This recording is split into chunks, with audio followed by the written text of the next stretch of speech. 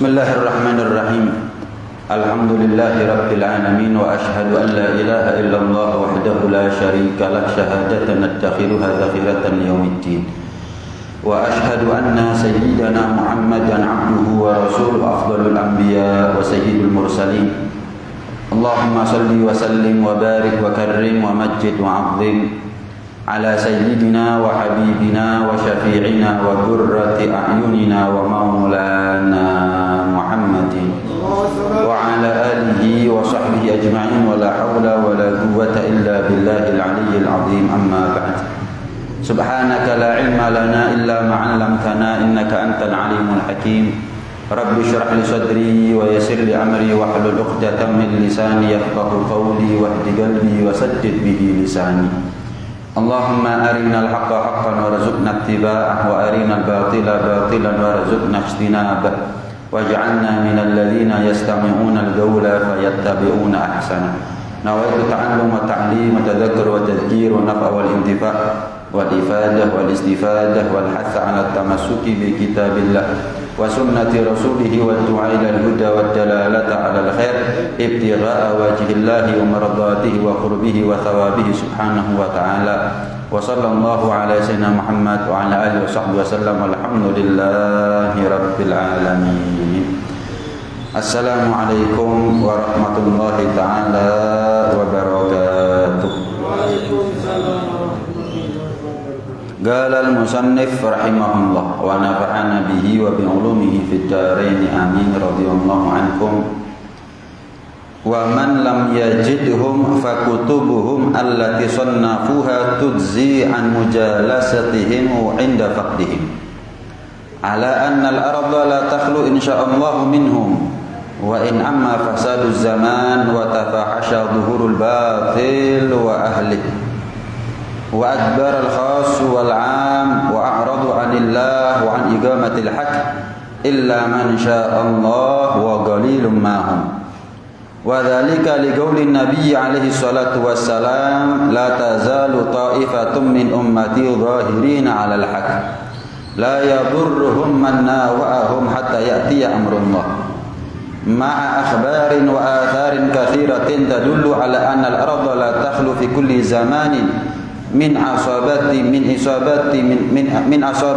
ahli al-haqq mustaqimin ala kitabillahi ta'ala wa sunnati rasulih sallallahu alaihi wasallam yad'una an-nasa ila tamassuk bil kitab wa sunnah ghaira annahum yaqilluna jiddan fi akhir zaman wa qad yastatiruna hatta la ya'rifahum wa yahtadiya ilaihim illa talibus sadiq war raghibul mukhlis wallahu ta'ala alam.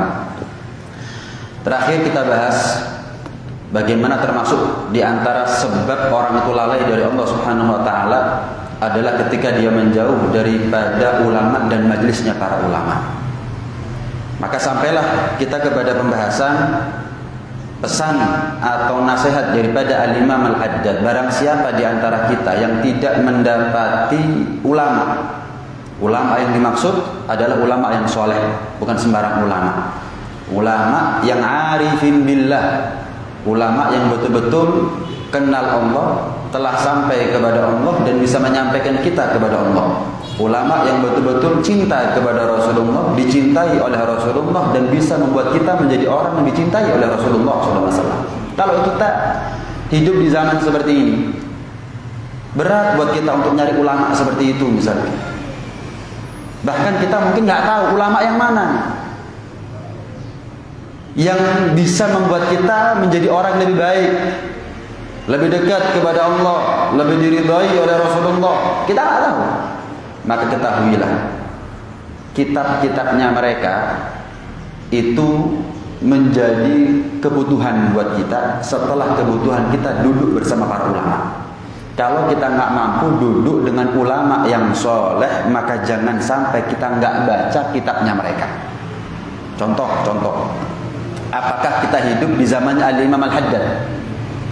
Al-Imam Al-Haddad ini magam wilayahnya menjadi wali kutub 60 tahun. Anggap kalau usianya beliau 90 tahun, berarti umur 30 sudah jadi wali kutub. Bayangkan umur 30 sudah jadi wali kutub. Kalau Syekh Abdul Qadir Al-Jailani itu dari Sayyidina Hasan. Wali kutub luar biasa sebagaimana yang kita tahu. Kalau Al-Imam Al-Haddad itu dari Sayyidina Husain. Nggak kalah hebat, nggak kalah mulia, nggak kalah tinggi magam daripada Al-Imam Al-Haddad dibandingkan dengan Syekh Abdul Qadir Al-Jailani. Bedanya Syekh Abdul Qadir Al-Jailani dari Sayyidina Hasan, Al-Imam Al-Haddad daripada Sayyidina Husain. Kita nggak nututi.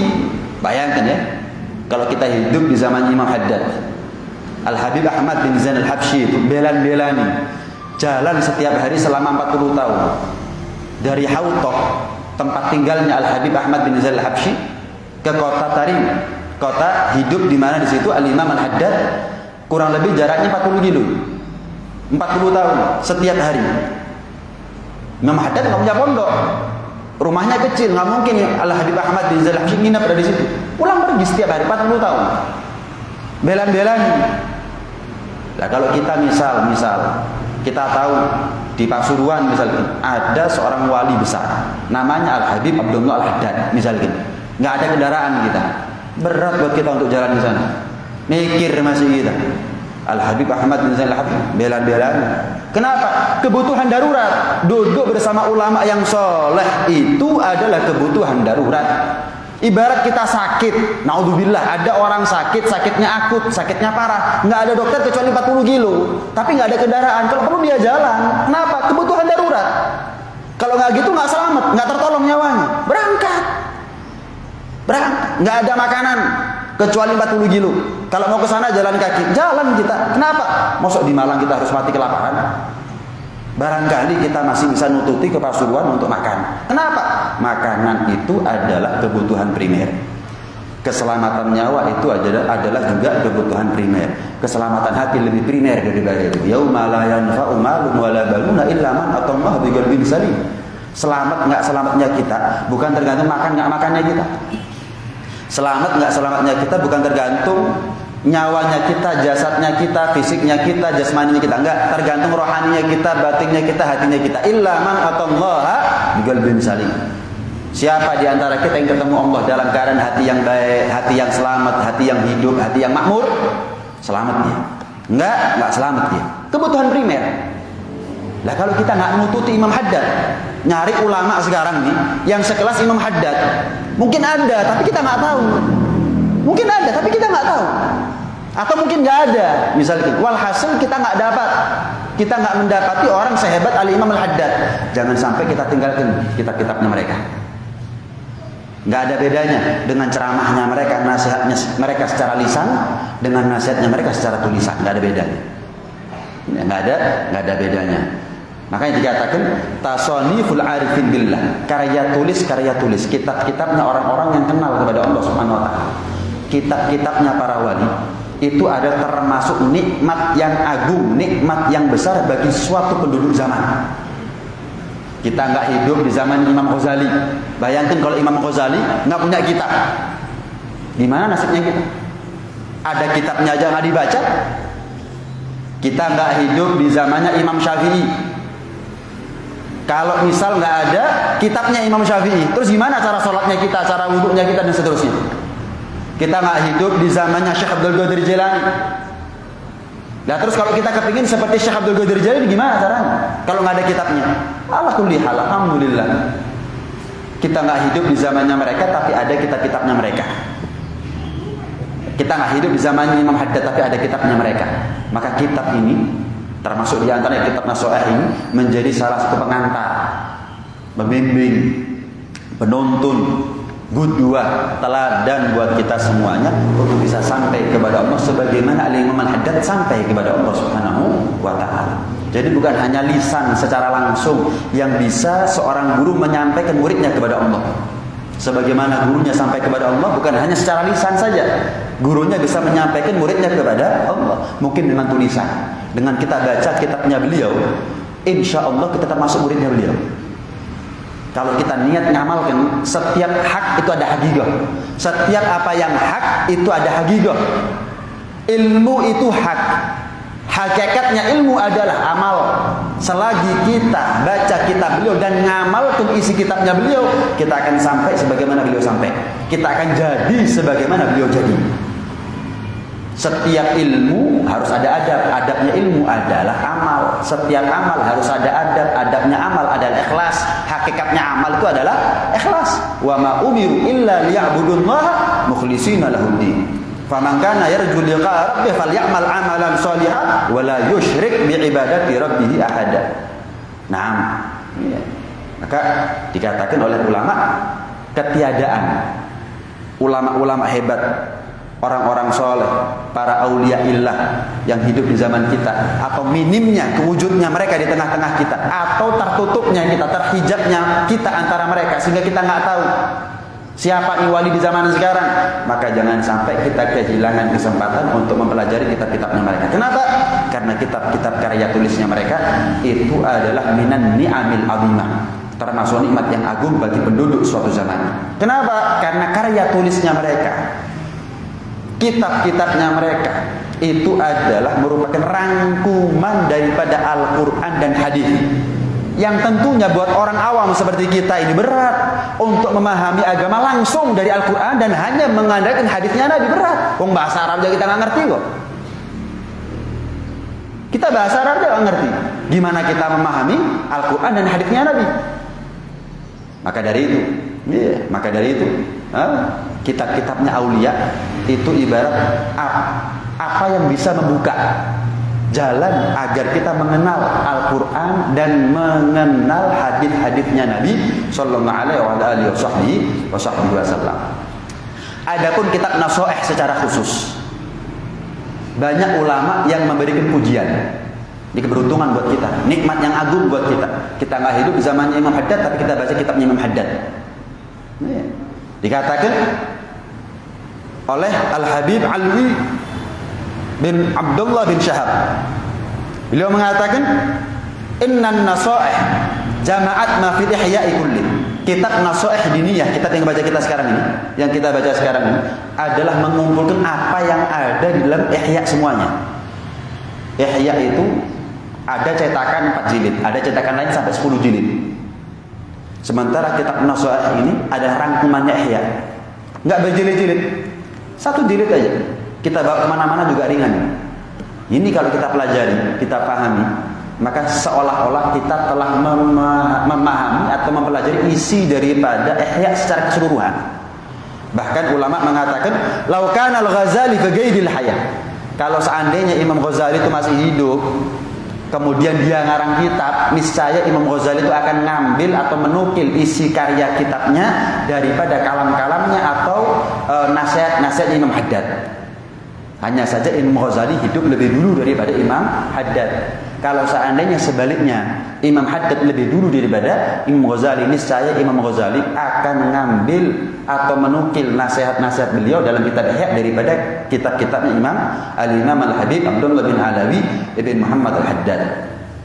Al-Habib Muhammad bin Hadi As-Sigaf, beliau mengatakan, "Alaikum bi kutubil Habib Abdullah Al-Haddad li'anna fiha khulasatal ihya." Wajib, patut, pantas buat kita semuanya ini untuk betul-betul membaca dan mempelajari isi kandungan daripada kitab-kitabnya Al-Imam Al-Habib Abdullah bin Alawi ibn Muhammad Al-Haddad. Kenapa? Karena kitab-kitabnya Imam Haddad itu adalah merupakan rangkuman daripada kitab fenomenal sekelas Ihya Ulumuddin. Nah, bahkan juga dikatakan wa yuzkar an ba'dil mutaakhirin annahu zada ala hadhihi thalatha kutubal Habib Abdullah bin Alawi ibn Muhammad Al-Haddad. Termasuk nikmat yang Allah berikan kepada kita sebagai penduduk zaman di akhir, penduduk akhir zaman, penghuni akhir zaman adalah kitab-kitabnya Al-Habib Abdullah bin Alawi ibn Muhammad Al-Haddad. Ulama juga mengatakan, kalau kita baca kitab Bukhari, Sahih Bukhari, ma jara' wahid al-Bukhari illa wan nabi hadir. Kita nggak baca kitab-kitabnya Imam Bukhari, Sahih Bukhari terutama, kecuali Nabi hadir. Dan kita nggak baca kitabnya Imam Haddad illa wa huwa hadir. Ini sekarang ini Imam Haddad hadir. Ini kata ulama, bukan versinya saya, versinya ulama. Kalau saya nggak tahu, ya besar atau tebal hijab antara kita dengan beliau. Tapi ulama-ulama hebat mengatakan nggak dibaca kitabnya Imam Haddad kecuali Imam Haddad hadir. nggak dibaca Sahih Bukhari, karena itu adalah kitab yang memang mengandung daripada ribuan hadis-hadisnya Nabi, kecuali Nabi hadir saat itu. Kecuali Nabi hadir saat itu. Ini bagaimana mungkin hal-hal seperti tidak dikatakan sebagai nikmat, sebagai anugerah karunia dari Allah Subhanahu wa taala buat kita semuanya. Ini yang pertama. Yang kedua, apakah mungkin satu zaman, satu masa nggak ada wali sih? Nggak ada. Setiap zaman, setiap masa pasti ada wali sih. Hanya saja wali itu macam-macam. Ada tingkatan-tingkatannya. Ada 3 tingkatan. Ada wali itu yang mengenal dirinya wali, tahu kalau dia wali, dan manusia tahu kalau dirinya wali. Ini tingkatan pertama. Tingkatan yang paling afdol. Dia tahu kalau dirinya wali, dan orang lain pun juga tahu kalau dirinya wali. Ini yang paling atas. Ya. Seperti Syekh Abdul Qadir Jilani kan, beliau mengatakan apa? Tidak akan ada satu wali pun hidup di masaku kecuali mereka berada di bawah telapak kakiku. Beliau mengatakan begitu. Berarti beliau tahu kalau dirinya wali, dan tidak menjadi satu hal yang riskan buat beliau kalau beliau tahu dirinya wali. Kenapa? Selamat daripada riya, selamat daripada ujub, selamat daripada sombong, selamat daripada pamer karomah, dan nggak ada. Sehingga beliau dikasih tahu oleh Allah secara terang-terangan dia adalah wali, dan orang lain tahu dirinya wali. Ini paling afdol. Imam Haddad juga begitu. Tingkatan yang di bawahnya adalah manusia, orang lain tahu dirinya wali, tahu ini wali, ini orang soleh ini, tapi dia nggak tahu dirinya wali. Kenapa kok dia nggak tahu dirinya wali? Mungkin dirahasiakan oleh Allah Subhanahu wa taala atas dirinya, tapi tidak dirahasiakan oleh Allah atas orang lain. Kenapa? Kalau dia tahu bisa maghrur. Kalau dia tahu dirinya wali bisa tertipu nanti. Jatuh magamnya nanti. Jatuh wilayahnya. Turun derajatnya nanti. Akhirnya pamer karomah, akhirnya sombong, akhirnya ini, akhirnya itu. Mending dia nggak tahu kalau dirinya wali. Biar orang lain yang husnudzon bahwa dia adalah wali. Ada tingkatan yang ketiga. Dia nggak tahu kalau dirinya wali, dan orang lain juga nggak tahu dirinya wali. Cuman tingkatan yang kedua itu lebih afdal daripada yang ketiga. Kenapa? Karena orang lain masih tahu dirinya wali. Orang lain masih tahu dirinya wali. Jelas ya? Ini gambaran bagaimana bahwa orang sekelas Al-Imam Al-Haddad itu adalah orang yang luar biasa. Nggak ada zaman, nggak ada masa, kecuali pasti di zaman itu atau di masa itu pasti ada wali. Malah ulama mengatakan, Al-Habib Abdurrahman bin Mustafa Al-Idrus, beliau mengatakan jumlahnya wali di satu zaman itu nggak akan kurang dari 124.000, sebagaimana jumlahnya para nabi. Seperti yang pernah saya sampaikan, jumlahnya nabi itu, nabi dan rasul ya, nabi itu 124.000. Dari 124.000 nabi, Allah pilih 313 diantaranya menjadi seorang rasul, nabi dan rasul. Setiap rasul pasti nabi, tidak semua nabi adalah rasul. Karena nabi itu adalah yang diberi wahyu oleh Allah, tapi dia dikasih perintah untuk menyebarluaskan. Nabi. Kalau rasul dikasih wahyu dan diperintah oleh Allah untuk menyebarluaskan. Jelasnya. Nabi 124.000. Di antara mereka 313 diantaranya naik derajat menjadi rasul. 25 diantaranya Allah sebutkan satu-satu nama mereka dalam Al-Quran. Sebagaimana jumlahnya nabi itu nggak kurang daripada 124.000, maka setiap zaman, setiap masa nggak kurang satupun masa kecuali jumlahnya nabi satu ada, jumlahnya wali saat itu ada 124.000. Hidupnya kita sekarang ini, yang kita nggak tahu siapa wali sekarang ini, kita nggak tahu. Ketahuilah, sekarang ini ada 124.000 wali yang hidup di masa kita. Sampai Al-Imam Abu Hanifah dan juga Al-Imam Syafi'i mengatakan kalau ulama nggak jadi wali, terus apa jadi wali? Saya mau tanya, kira-kira seluruh dunia ini jumlahnya ulama ada nggak 124.000? Bahkan lebih, jumlahnya ulama 124.000. Wah, jutaan mungkin ulama sekarang ini. Masa di antara jutaan ulama ini 124.000 aja jadi wali nggak ada? Imam Syafi'i ini yang mengatakan, Al-Imam Abu Hanifah ini yang mengatakan. Nggak ada satu masa kecuali di situ ada wali. Bahkan secara jelas Rasulullah sallallahu alaihi wasallam pernah bersabda, la yajtami'u arba'una min ummati illa wa fihim waliyyun lillah. Enggak kumpul 40 orang kecuali satu dan mereka pasti wali, kata Nabi. Enggak kumpul 40 orang di satu tempat kecuali satu dan mereka adalah wali. Jelas berarti. Lah umat ini miliaran kok. Masa 124 ribu aja nggak ada wali? Ada. Mau satu zaman itu zaman yang baik seperti zamannya Rasulullah, zamannya Khulafaur Rasyidin, zamannya tabi'in, tabi'in, atau zamannya seperti kita, zaman buruk, zaman penuh fitnah. Mau zaman itu adalah zaman yang soleh, mau zaman itu adalah zaman yang fasad, zaman yang rusak seperti zamannya kita, pasti ada wali di situ. Pasti ada wali.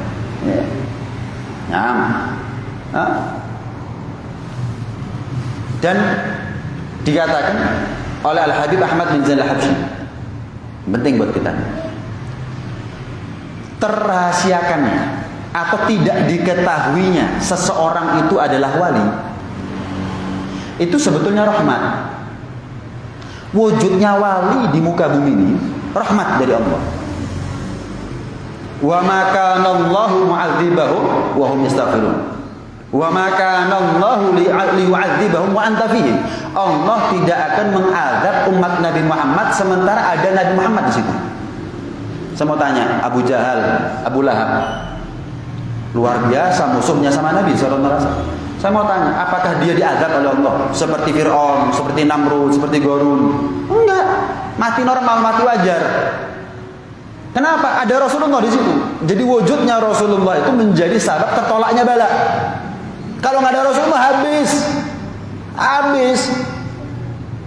Wa ma kana Allahu liyu'adzibahum wa anta fihim. Sebagaimana wujudnya Rasulullah di muka bumi itu menjadi sebab tertolaknya bala, maka wujudnya para wali sebagai pewaris Nabi juga menjadi sebab tertolaknya bala. Masalah kita nggak kenal mereka, nggak tahu siapa wali sekarang, itu rahmat juga di sisi yang lain. Sebab apa? Kalau kita tahu dia adalah wali, kemudian kita bersikap kurang sopan aja sedikit sama dia, wah bahaya, fatal. Tapi kalau kita kurang sopan sama wali, tapi kita nggak tahu kalau dia ternyata wali, akan menjadi lebih ringan. Misal, gampangannya begini. Ya. Kan ada bahasa kasar, ada bahasa halus. Jelas ya. Misal kita ngomong dengan bahasa kasar kepada orang yang kita nggak kenal, kalau dia ulama ternyata penampilannya sederhana, biasa, nyamar gitu dah. Kita ngomong sampean, omai sampean dendi, misalnya ngomongnya kasar. Bayangkan kalau kita tahu dia adalah ulama terus kita ngomong kasar, beda deh. Jadi kita kurang sopan kepada wali karena kita nggak tahu kalau dia wali. Beda dengan orang yang tahu kalau dia wali, masih dengan lancangnya dia bersikap kurang sopan kepada si wali tersebut. Jadi ketiadaan wali, bukan ketiadaan wali, ketidaktahuan, dirahasiakannya kewalian seseorang oleh Allah Subhanahu wa taala dari kita, itu adalah merupakan satu rahmat tersendiri. Dan memang mengenal wali itu berat. Mengenal Allah itu lebih gampang daripada mengenal wali. Lah kalau kita merasa enggak, Beb, mengenal Allah itu berat, apalagi mengenal wali itu lebih berat. Kenapa? Kok mengenal Allah lebih gampang daripada mengenal wali? Karena Allah nggak sama dengan kita. Allah sama sekali nggak ada keserupaan dengan manusia, sehingga kita merasa mengenal Allah itu lebih gampang. Tapi kalau mengenal wali, lah wali itu sama seperti kita hari ini. Mengenal wali, lah wali itu sama seperti kita, makan, minum, kawin, tidur, sakit. Ya bisa ketawa, ya bisa salah. Tentu hal seperti ini menjadi penghambat bagi seseorang untuk bisa mengenal seorang wali. Beda sama Allah. Nah, kalau Allah nggak sama seperti kita, sehingga mengenal Allah itu lebih gampang daripada mengenal wali. Kalau kita merasa enggak, mengenal Allah itu susah, sama. Ketahuilah bahwa mengenal wali lebih susah. Mengenal wali lebih susah. Makanya Abu Jahal, Abu Lahab nggak iman sama Nabi, jangankan wali, Nabi itu. Mereka tuh nggak iman sama Nabi. Kenapa? Karena mereka memandang Nabi dari sisi manusiawinya. Mali hadar Rasul ya'kulu ta'amu yamshi fil aswaq. Apa perlunya Nabi seperti ini? Masa Rasul utusan Allah seperti ini? Loh, memangnya kenapa? Makan sama seperti kita, minum sama seperti kita, keluar masuk pasar sama seperti kita, tidur sama seperti kita, kawin sama seperti kita. Nabi apa ini? Sakit sama seperti kita, beranak sama seperti. Malah orang-orang kafir Quraisy, mereka nggak mau iman sama Nabi dengan mengatakan apa? Ini cuman yatimnya Abu Thalib, anak yatim yang diasuh oleh Abu Thalib pamannya, selesai. Jadi yang menjadi sabab, faktor utama seseorang itu terhijab antara dia dengan wali itu adalah ketika kita memandang sisi manusiawinya. Sebagaimana orang-orang kafir Quraisy, mereka terhijab daripada Nabi ya karena sikap mereka memandang Nabi itu harus bersayap seperti malaikat. Nabi itu nggak boleh tidur juga, nggak boleh makan. Misalkan Nabi dari golongan malaikat, mereka juga akan beralasan, pantas jadi Nabi. Lawan malaikat nggak tidur, nggak kawin, nggak punya nafsu. Justru Allah takdirkan Nabi terpilih dari golongan manusia. Laqad ja'akum rasulun min anfusikum. Dari golongan manusia agar kita bisa niru. Sama Nabi sama kita itu sama. Umurnya sama, sehari 24 jamnya Nabi sama kita sama. Tangannya Nabi sama dengan kita. Nabi bisa capek, Nabi bisa sakit. Nabi juga punya nafsu. Tapi hebatnya Nabi bisa mengendalikan nafsunya. Lah kalau bayangkan Nabi itu dari golongan malaikat, lah kita nirunya gimana?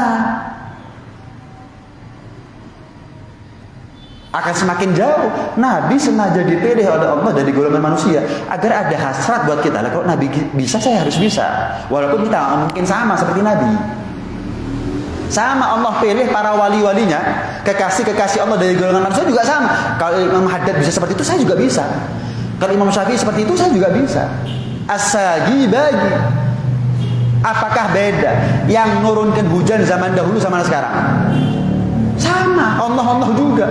Apakah beda yang menjadikan Imam Haddad, yang menjadikan Syekh Abdul Qadir Jailani, yang menjadikan Imam Syafi'i sebagai wali dengan sekarang? Apakah beda? Allah juga. Yang nurun hujan dulu sama sekarang sama. Yang melantik seseorang menjadi wali dengan sekarang sama. Yang membedakan bukan Allahnya, yang membedakan ada dari kitanya. Kalau orang-orang dulu tuh semangat ibadah jadi wali. Lah kita semangatnya dunia, kita jadi wali gimana? Ada pintu dunia, ada pintunya Allah. Kalau orang itu tertarik dengan pintu dunia, maka dia nggak akan sampai kepada Allah Subhanahu wa ta'ala. Kalau orang ingin sampai kepada Allah, tinggalkan pintu dunia. Pintu dunia beda jauh dengan pintunya Allah. Kalau pintu dunia itu yang kepingin banyak, tapi pintunya sempit. Akhirnya sikut-sikutan, jegal-jegalan. Kenapa? Pintunya sempit, yang kepingin banyak, pintu dunia. Yang kepingin sugih banyak, yang kepingin terkenal banyak, yang kepingin punya jabatan banyak. Mau jadi presiden ada banyak pilihannya, mau jadi gubernur ada banyak pilihannya, mau jadi wali kota, bupati ada banyak pilihannya, mau jadi RT, RW banyak pilihannya. Tapi mau jadi wali ada. Badan pintunya Allah, pintu untuk menjadi wali itu luas. Yang kepingin nggak ada. Makanya nggak ada ceritanya wali sikut-sikutan. Kalau wali kota sikut-sikutan ada. Gubernur sikut-sikutan ada, presiden sikut-sikutan ada. Kenapa? Pintunya didik, pintunya sempit. Yang kepingin banyak, sikut-sikutan. Saling membunuh karakternya masing-masing, saling bongkar aibnya masing-masing, saling fitnah sana sini. Saling sikut, saling jaga. Pintu dunia. Coba kita ini nggak berebut dalam urusan dunia. Toh kita nggak berebut dalam urusan dunia, nggak kurang rezekinya kita. Kita gitu urusan dunia juga nggak nambah rezekinya kita. Belum kita lahir udah diketok sama Allah Subhanahu wa taala, rezeki segini, umurmu segini, enggak lebih enggak kurang. Getu kita sama urusan dunia, enggak nambah rezeki, berpalingnya kita dari dunia, enggak buat kita kelaparan. Makan, enggak mungkin enggak makan. Tinggal di pintu dunia. Gimana? Masuk ke pintunya Allah untuk jadi kekasihnya Allah Subhanahu wa taala. Jadi nabi enggak mungkin, tapi jadi wali mungkin. Nabi yang terakhir Nabi Muhammad, tapi wali yang terakhir enggak ada. Siapapun di masa kapanpun, dalam keadaan kapanpun, bagaimanapun itu zaman itu masa, siapapun di antara kita bisa menjadi wali. Cari pintunya Allah. Seperti kita duduk sekarang ini cara agar kita bisa sampai kepada Allah, agar kita bisa menjadi walinya Allah Subhanahu wa taala. Nah, jadi termasuk sabab utama yang membuat seseorang terhijab antara dia dengan wali itu adalah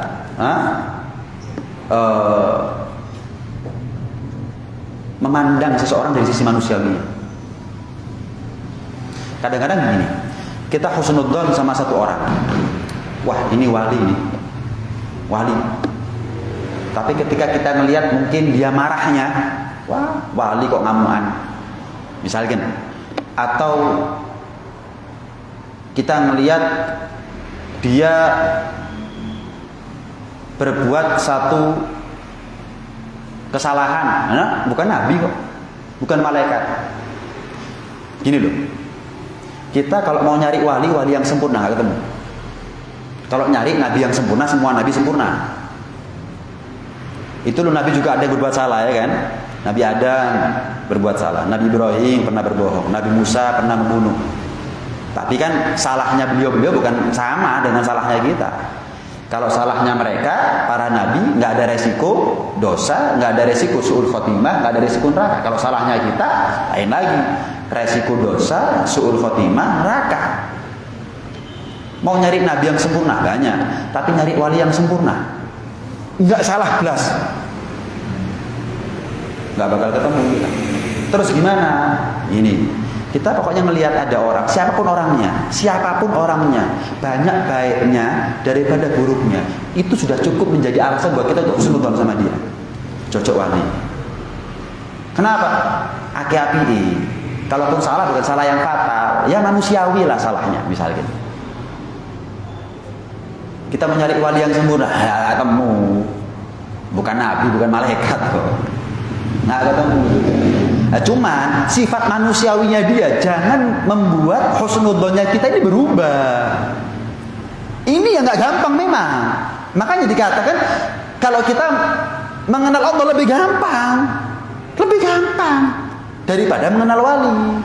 Kenapa? Wali itu sama seperti kita, bisa salah seperti kita, bisa berbuat dosa sama seperti kita. Cuman bedanya kalau wali itu kapan dosa, kapan salah, langsung tobat. Nah kalau kita kan nggak nunda-nunda tobat. Bedanya. Contoh Al-Imam Al-Junaid. Mungkin saya pernah cerita di sini. Imam Junaid wali luar biasa, Sayyidut Taifah. Kumpulannya ahli sufi, beliau tokohnya. Yang jadi semua tokoh sufi yang hidup di zaman beliau, Imam Junaid itu tokohnya. Beliau pernah begini. Ada seorang anak muda minta-minta sama beliau, dikasih tapi gerundel dalam hati. Lah iya, sing nom jaluk-jaluk. Boyo kerja, tapi gerundel, mosok ngerasani itu harus ada lawan penjara. Ini enggak, gerundel tok. Malamnya bangun dari tidur, yang biasanya tahajud sampai subuh, ini ngantuk, capek, payah, nggak ada semangat, nggak ada gairah. Heran, ngamjun kok aneh ya. Padahal saya aktivitasnya juga nggak forsir. Saya tidur juga cukup, saya tahajud nggak seperti kemarin. Kemarin saya semangat sampai subuh. Ini kok angot terus, kok males, kok ini, kok itu. Heran. Sudah, beliau nggak maksa. Tidurlah beliau. Dalam mimpinya terdengar satu suara. Junaid, kenapa ente? Ngerasa heran ya? Kemarin semangat ibadah sampai subuh. Sekarang baru berapa rakaat, baru berapa juz Al-Quran, udah kehilangan semangat. Iya, kenapa ya? Kamu sih tadi siang, dalam tanda kutip ya, ngerasani orang. Kapan saya ngerasani? Orang ngerasani itu kalau dia tobat dari rasan-rasannya, dia adalah orang terakhir masuk surga. Tapi kalau dia nggak tobat dari ngerasani, dia adalah orang yang pertama kali masuk neraka. Imam Junaid dalam tanda kutip dituduh, kamu sih tadi siang ngerasain. Hah? Saya ngerasain? Kapan saya ngerasani? Saya nggak ngerasani. Tadi ada anak muda datang ke rumah kamu, ketuk-ketuk itu minta uang. Kamu kan berundel dalam hati, kamu kasih, tapi kamu berundel dalam hati. Wah, coba kerja lah kena, enom jaluk-jaluk. Duh, saya kan nggak ngerasani. Iya, tapi buat orang seperti kamu itu kesalahan. Kalau buat kita nggak keperucut ngomong, alhamdulillah sudah. Kenapa? Iman kita lemah, ngontrolnya susah.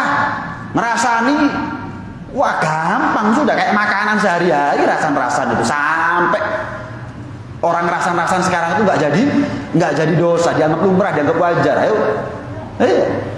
TV yang mana nggak ada acara rasan-rasan? TV yang mana yang nggak ada acara rasan-rasannya? TV yang mana? TV yang mana yang nggak ada bongkar aibnya orang? Malah kadang-kadang acara dulu itu maghrib-maghrib. Iya, di prime time, waktu yang paling utama sudah untuk naikin rating.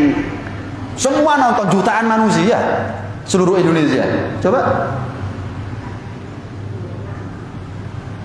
Hah? Tapi buat orang sekelas Al-Imam Al-Junaid nggak ngomong, tapi berundel dalam hati, dianggap kesalahan. Langsung ditegur oleh Allah Subhanahu wa taala, wali. Lah kalau kita salahnya kapan, ditegurnya kapan? Ada anak yang kita cintai, jangan anak wis, ada orang yang kita cintai dengan orang yang tidak, ya dia salah. Kalau orang yang kita cintai ini salah, pasti kita langsung tegur, jangan begitu. Kesian kamu, kalau nanti orang lain tahu, jatuh loh kamu martabatnya, tercoreng loh namanya kamu. Karena kita cinta sama dia, peduli. Tapi kalau ada orang kita, hubungan kita sama dia biasa. Kalau dia salah, oh urusannya dia, kok aku negur berarti salahin. Kita nggak terlalu peduli, kenapa? Nggak terlalu cinta sih, nggak terlalu cinta. Sama Allah kepada kita, beda sama Allah sama wali. Allah sama Nabi beda. Kalau Nabi dan para wali itu kapan salah langsung ditegur. Cinta, perhatikan betul. Menyimpang sedikit luruskan. Lah kalau kita, terus maksudnya gimana sih? Intinya adalah wali itu sama seperti kita. Kalau mau nyari wali yang sempurna, cari wali dari golongan Nabi, nggak ketemu. Cari wali dari golongan malaikat, nggak ketemu. Sudah, Nabi, wali itu manusia, Nabi aja manusia. Nabi aja bisa salah, apalagi wali. Tapi kesalahan sifat manusiawinya mereka jangan membuat kita kehilangan husnudzon kepada mereka. Selagi orang itu banyak baiknya daripada banyak buruknya, ya kita pantas untuk husnudzon sama dia. Pantas untuk husnudzon kepada dia.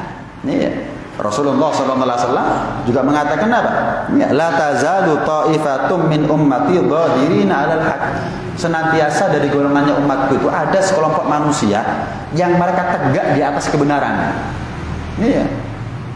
Yang mereka tidak akan bisa dibahayakan oleh orang-orang yang memusuhinya sampai datang ketentuannya Allah Subhanahu wa taala. Ini hadis menjelaskan kepada kita ada sekelompok di antara manusia hidup di zaman kita yang mereka tegak di atas kebenaran. Sehebat apapun manusia musuh sama dia tidak akan bisa sampai madarat tersebut, bahaya tersebut kepada dia kecuali atas izin dan takdirnya Allah Subhanahu wa taala. Ada. Jadi wali serusak apapun suatu zaman ada, wali itu ada. Terakhir kata Imam Haddad, untuk mengenal wali memang gak gampang. Maka dibutuhkan ketulusan dan keikhlasan, kesungguhan dan tekad yang bulat untuk menjadi orang baik agar bisa ketemu dengan orang yang soleh. Dalam satu maqalah dikatakan seorang murid kalau dia betul-betul ingin sampai kepada Allah, tulus, ikhlas, dia betul-betul kepingin jadi orang yang soleh tanpa tendensi apapun, dia akan dapati gurunya yang soleh yang bisa nuntun dia sampai kepada Allah di depan pintu rumahnya. Kau usah doa-doa, kata ulama. Jadi kalau kita merasa kok angel ya nemoni wali zaman saiki kok angel, bukan tanya kenapa mereka, kenapa kita. Kalau kita ini tulus, ikhlas, kita buka pintu ketemu wali di situ. Tapi kalau kita merasa jauh dari wali, bukan walinya yang jauh dari kita. Sama seperti Nabi yang nggak pernah datang dalam mimpinya kita. Bukan karena Nabi itu nggak cinta sama kita, tapi kita ini masalah. Antara kita sama wali juga begitu, sama. Kok angel ya? Yang angel bukan walinya, yang menjauh bukan mereka, kita yang terlalu lama menjauh dari mereka, sehingga butuh waktu, butuh proses yang lama juga untuk kenal sama mereka, untuk ketemu sama mereka, untuk duduk sama mereka. Setidaknya syukur alhamdulillah. Kalaupun kita naudzubillah termasuk di antara mereka yang ditakdir oleh Allah nggak pernah ketemu wali seumur hidupnya, misal setidaknya kita pernah mempelajari kitabnya wali yang semua ulama mengatakan beliau adalah wali. Contohnya Imam Ghazali, Imam Haddad, Syekh Abdul Qadir Jailani dan seterusnya. Sehingga kalau kita, mata kepala kita nggak pernah ketemu wali, mungkin mata batin kita yang pernah ketemu wali. Dengan kita dengarkan nasihat-nasihatnya mereka, bukan secara lisani, tapi secara tulisan. Ini beruntung buat kita. Tapi nggak semua orang tahu keberuntungan begitu. Nggak semua orang tahu kalau ini adalah duduknya kita ini beruntung. Nggak semua orang tahu. Memang hanya orang-orang pilihan. Orang-orang pilihan. Karena itu hadirin sekalian rahmati Allah Subhanahu wa taala, ya, sebagai penutup ya kata Imam Haddad, memang wujudnya wali dulu sama sekarang itu beda. Kalau dulu itu semua orang tahu, kalau sekarang jarang orang tahu. Tapi ketahuilah satu hal yang pasti, jumlahnya mereka nggak pernah kurang dan wujudnya mereka nggak ada di muka bumi. Cuman kita penduduk zaman dahulu sama sekarang itu yang membedakan. Karena itu perlu digosok terus nih hati, perlu diamplas terus nih hati, perlu dipoles terus, diperbaiki terus nih hati. Karena untuk mengenal wali bukan dengan mata dan telinga, tapi untuk mengenal wali butuh hati yang bersih. Ya, kalau hati ini nggak bersih, nggak mungkin kita husnudzon. Sementara modal orang untuk kenal wali adalah husnudzon. Kenal Nabi aja harus husnudzon. Sahabat iman sama Nabi. Kalau nggak husnudzon, nggak mungkin iman sama Nabi. Kenapa? Mereka nggak tahu melihat wujudnya Jibril nyampaikan wahyu kepada mereka, nggak tahu. Mereka cuma melihat Nabi itu kalau sudah dapat wahyu dari Allah perantara Jibril, menggigil itu Rasulullah. Kemeringat. Ibarat kalau kita tuh greges adem panas, semuanya jauh nggak terbayangkan daripada itu. Diselimuti itu, selimutnya dipegang panas. Kalau kita greges diselimuti, selimutnya dipegang yang normal, badannya kita yang panas. Kalau Nabi diselimuti, selimutnya panas. Kenapa? Nerima wahyu. Ya, bukan greges seperti kita. Lah kalau sahabat itu nggak melihat dengan mata kepala mereka, Jibril turun dari langit menyampaikan wahyu satu persatu kepada Rasul, nggak melihat. Cuman Rasulullah itu menggigil, setelah menggigil beliau dalam keadaan normal baru beliau menyampaikan wahyunya. Lah kalau nggak Rasulullah nggak mungkin percaya. Bagaimana Rasulullah Isra dan Mi'raj, Sayyidina Abu Bakar. Kalau nggak Rasulullah, memangnya Sayyidina Abu Bakar melihat bagaimana Rasul dari Masjidil Haram ke Masjidil Aqsa, ke langit pertama, ke langit kedua, ke langit ketiga, ke langit ke-7, Sidratul Muntaha, bolak-balik, mondar-balik ketemu. Melihat Sayyidina Abu Bakar? Nggak melihat. Modal beliau iman kepada Nabi apa? Husnudzon, hati yang bersih. Sama untuk mengenal wali, bukan harus di karomamu. Loh, bukan begitu. Keliru. Orang kafir juga bisa bantuan jin, bantuan setan untuk sakti-saktian itu bisa. Bukan begitu. Mengenal wali itu hati yang bersih. Dari hati yang bersih ada husnudzon. Nah, kalau kita menjadi orang gampang husnudzon sama orang, kita bukan hanya gampang mengenal wali, tapi gampang menjadi wali. Saya ulangi, kalau kita gampang husnudzon sama orang, kita bukan hanya gampang diantar sama Allah ketemu sama wali. Bukan hanya itu, tapi bahkan kita gampang menjadi wali. Jadi husnudzon itu double keuntungannya. Gampang kenal wali dan gampang menjadi wali. Kalau kita punya hati kotor, nggak gampang husnudzon sama orang, nggak bakal jadi wali, nggak bakal kenal wali. Lah kalau kita sudah nggak hidup di zamannya Nabi, hidup di zamannya wali tapi nggak kenal wali, nggak jadi wali, gimana nasibnya kita di akhirat? Gandolan sampai sombong. Sahabat gandolan sama Nabi. Lah kalau kita nggak gandolan sama wali, gimana nasib kita? Makanya gandolan sama wali. Gimana caranya biar gandolan sama wali? Dikenal sama mereka, sebagaimana kita kenal mereka. Apa modalnya? Hati yang bersih. Hati yang bersih. Itu aja sudah. Husnudzon diperbesar. Nah, ini hadirat sekalian rahmati Allah Subhanahu wa taala.